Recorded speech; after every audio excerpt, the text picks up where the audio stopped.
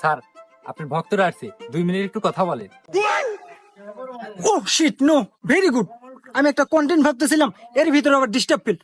আচ্ছা, কি বলবো বলো। স্যার আপনি মনে হয় আমাকে চিনবার পারেন নাই। ওই যে আর আগে বুদ্ধি নিলাম না, আর আপনার বুদ্ধি মতে বাড়ির যা গরু ছাগল বেচা, এই ধানে যে কত সুন্দর পোশাক পাতি, তারপরে এই যে আপেল ফোন কিনছি।